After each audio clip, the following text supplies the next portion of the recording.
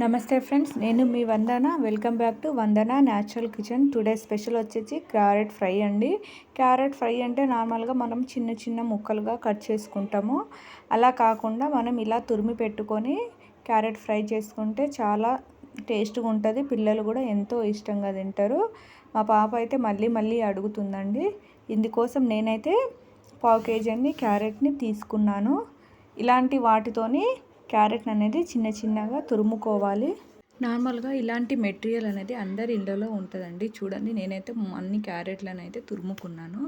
ఇందుకోసం అయితే నేను 2 ఉల్లిగడ్డలు, 3 పచ్చిమిర్చీలు, కరివేపాకు తీసుకున్నానండి.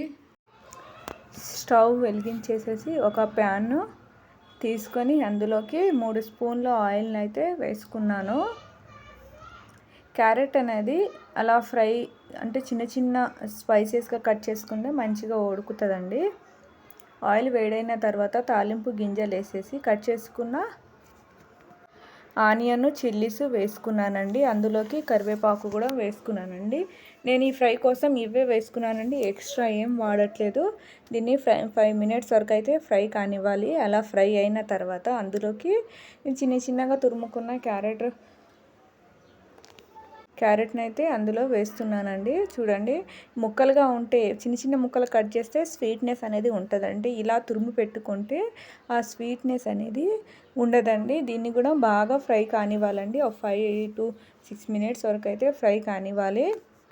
క్యారెట్ కలర్ అనేది కూడా చేంజ్ అవ్వాలండి. అంటే ఆరెంజ్ కలర్ నుండి కొంచెం వేరే రెడ్ కలర్లోకి మారుతుందండి. అలా చేంజ్ అవ్వాలండి.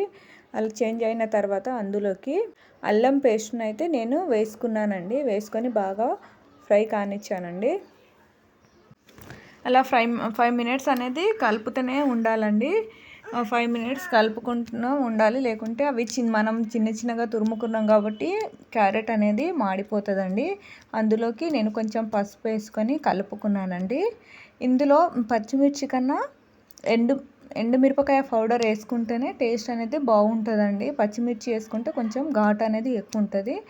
ఈ మిరపకాయ పౌడర్ వేసుకుంటేనే టేస్ట్ అనేది బాగుంటుందండి. అందుకే నేను 2 స్పూన్ల మిరపకాయ పౌడర్ని అయితే వేసుకున్నానండి. అంటే కారం పొడి అన్నట్టు వేసుకొని 5 మినిట్స్ వరకు కలుపుతూనే ఉన్నానండి. ఎందుకంటే ఫ్రై కదా, మాడిపోయే ఛాన్సెస్ ఎక్కువ ఉంటుంది. ఒక చుక్క వాటర్ కూడా కలపట్లేదు. టేస్ట్ తగ్గట్టు సాల్ట్ వేసుకోవాలి. వాటర్ కలిపితే ఏమవుతుందంటే టేస్ట్ అనేది మారిపోతుంది.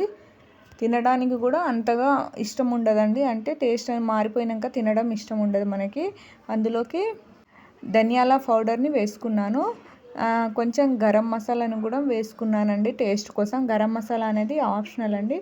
చూడండి, చాలా ఈజీగా ఫ్రై అయిపోయింది. అంతా ఫ్రై అయిపోయిన తర్వాత కొత్తిమీరను పైనుండి చల్లుకొని స్టవ్ ఆఫ్ చేసుకొని 10 మినిట్స్ తర్వాత సర్వ్ చేసుకోవాలండి. మా పాప అయితే నన్నైతే ఇదే కావాలని అడుగుతుందండి. మీరు కూడా ఈ సింపుల్ ట్రిక్ని ఫాలో అయితే మీకు ఎలా వచ్చిందో నాకు కామెంట్ బాక్స్లో కామెంట్ చేయండి. నచ్చితే లైక్ అండ్ షేర్ చేయడం మర్చిపోకండి. సబ్స్క్రైబ్ చేయడం మాత్రం అస్సలు మర్చిపోకండి.